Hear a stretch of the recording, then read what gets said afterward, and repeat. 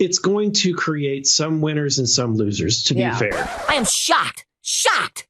Well, not that shocked. Okay, so for anyone that is keeping count of the people against Trump's tariff plan, that is Trump's own Republican colleagues. You know, I've heard good things about him. I haven't made a decision. I lean towards being supportive.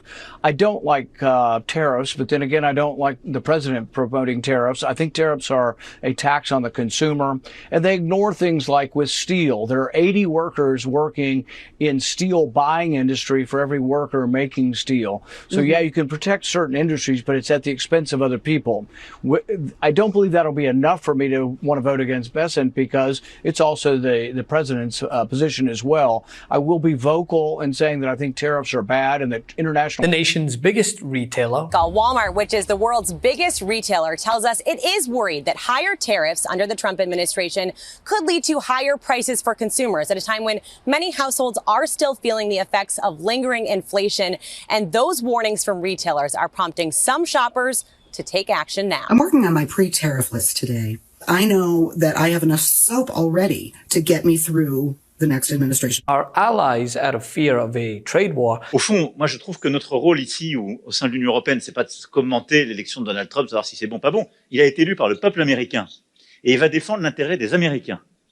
Et c'est légitime et c'est une bonne chose. La question, c'est est-ce que nous, on est prêt à défendre l'intérêt des Européens? And now even Fox News seems to be apprehensive. But I'm just glad so many people voted to lower the price of eggs. If you voted for Trump because you thought he was going to bring down the cost of housing, a lot of our lumber, cement, other materials comes from Canada, which means that construction costs are going to go up. Not to mention all of the ways he's going to roil the U.S. auto industry, because a lot of autos cross borders in North America multiple times before they're ultimately finished and sold to consumers. Not to mention the fact that a lot of U.S. manufacturers purchase inputs, intermediate goods like metals and cement and other things from Canada, from Mexico, and not to mention even the retaliation that we should expect. All of which is going to be very bad for consumers, not to mention, again, many of the U.S. workers that Trump allegedly wants to help. After Trump went on a late-night tirade spooking the market, his son Eric went on Fox News to prove that the apple doesn't fall too far from the bigotry, demonstrating in just 30 unhinged seconds that he doesn't quite know how tariffs work. Tweet, you want to allow drugs to come through our southern border? We're going to tariff you. You want to allow them to come through Canada? We're going to tariff you. China, if you're going to allow this stuff to get sold in our country, largely produced in China, we're going to add another 10% to your share. We are going to cost your countries, your economies, we're going to cost your businesses billions, hundreds of billions of dollars. If you think you're going to poison Americans, it's not going to happen. You're not going to destroy our youth. You're not going to destroy our society. You're not going to destroy our families. You're not going to do it. It's going to cost you. I'm going to put an end to it. Laura, when my father sent that 20 minutes ago, I literally cheered out loud. Now, despite saying on numerous occasions during the campaign that a tariff is not a cost to the American consumer, but to another country, at least another significant group disagreed with the president-elect, and they would be economists. Come back to the Europeans in a second. What about consumers? People out there? They're going to be the biggest beneficiaries. Yeah, critics say your tariffs will end up being like a national sales tax. Nope. The countries will pay. If you have America at the moment has $3 trillion worth of imports, you're going to add tariffs to every single one of them. That is going to push up the cost for all those people who want to buy foreign goods. No. What's going to happen? Simple mathematics, President Trump. It's not. It is, but not the way you figured. I was always very good at mathematics. Quote, a popular delusion is that foreigners would bear the burden. This from the Bloomberg editorial board before the election. Well, I think we just make it very clear. Tariffs add to the price of goods. It's really that simple. If you're a business and you need to import things and you have to pay a tariff, you have to make that extra expense up. It's interesting to me that Donald Trump brags about how he's the only president who wants to have skyrocketing tariffs. You ought to stop and think about why that is. It's because other presidents, both Republican and Democrat, understand that tariffs ultimately are really damaging to a country's economy. They make it more difficult for us to compete, and they would push inflation up. So Donald Trump's economic policy here is a disaster, and you don't have to take it from me. As you said earlier, Lawrence, Goldman Sachs, not exactly a bastion of liberal progressive economic policy themselves, have said that Donald Trump's tariff policies would cost our economy billions. And during an interview with Fox News' Maria Bartiromo, this guest put it bluntly, despite trying to bubble wrap it after the fact. There will be winners and losers, and inflation will go up, meaning those who voted for Trump because they just felt like the price of goods were too high and Trump would bring them down, well, they'll lose right there along with the rest of us. It's going to create some winners and some losers, to be fair.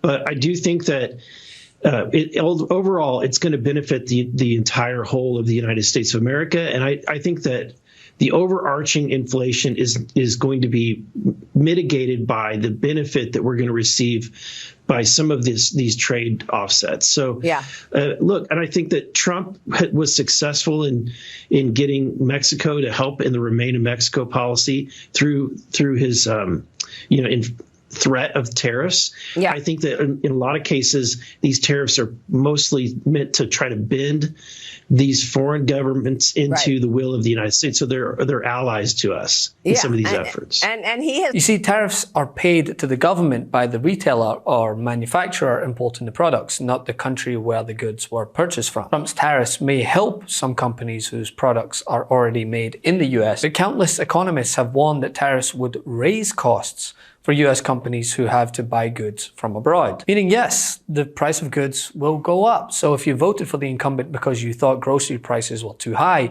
I've got some bad news for you. You see those avocados that are coming from Mexico? Yeah, they'll go up. So let's move to your second chart about what a Trump plan would actually do to the economy if implemented the way he's pitching it. Yeah, so why are these economists so opposed to Trump's plan? Because the economic effects would be pretty terrible. This is a study done by Bloomberg Economics, and they found that Harris's plan did not have much change in either the GDP or inflation, which in a sense is a good thing at this point. But look at what Trump's plan would do. Trump's plan would cut the GDP by 8.9%. And let me put that in perspective for you. This is roughly twice the amount that the GDP went down during the financial crisis. Wow. So we would be looking at something between a recession and a depression. And interestingly, as I'm sure people know because we've talked about this many times, the tariffs would cause certainly a part of this. But the biggest cause, actually, of this drop are the mass deportations that Trump is talking about, because he would take huge pieces of our labor force out of the country, send them back or send them somewhere else. And the result would be business wouldn't have labor. They wouldn't be able to produce things, and you'd have this enormous economic contraction.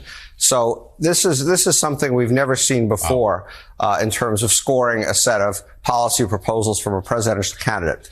The other reason why Harris seems to be doing better or maybe doing better for her economic thoughts relative to Trump is maybe people are figuring out what's actually in these two plans. And one of the most important things in these two plans are the differences in their tax proposals. Harris's tax proposal would raise incomes for people at the bottom 20%, for people in the 20 to 40% percentile by fairly significant amounts. She would raise taxes for people at the higher incomes down here in the 99 to 100 and the 95 to 99. Trump does the opposite. He raises after-tax incomes for people at the highest incomes up here. And believe it or not, if you're at the bottom, Trump's tax plan would actually increase your taxes slightly. So maybe people are figuring out these kinds of differences and changing their view of her economic plan versus Trump's economic plan. Now, as I've stated many a times on this network, watch the goalposts shift as inflation goes back up. Despite many Trump voters saying this is one of the main reasons they voted for Trump was to combat inflation, well, just watch how his most staunch supporters will soon admit that that won't happen unless, quote, a lot of things go right. As we voted to lower costs will soon shift, and they'll just keep shifting and shifting until they admit it, like many already did in blind polls before the election. It wasn't the Democratic policies. They actually favored them. It was perhaps something else. Trump has no plan for you. And when you look at his economic plan, it's all about tax breaks for the richest people. I am offering what I describe as an opportunity economy, and the best economists in our country, if not the world, have reviewed our relative plans for the future of America. What Goldman Sachs has said is that Donald Trump's plan would make the economy worse. Mine would strengthen the economy. What the Wharton School has said is Donald Trump's plan would actually explode the deficit. 16 Nobel laureates have described his economic plan as something that would increase inflation and by the middle of next year would invite a recession. You just have to look at where we are and where we stand on the issues. And I'd invite you to know that Donald Trump actually has no plan for you because he is more interested in defending himself than he is in looking out for you. Love this video? Make sure you stay up to date on the latest breaking news and all things Midas by signing up to the MeidasTouch newsletter at MeidasTouch.com/newsletter.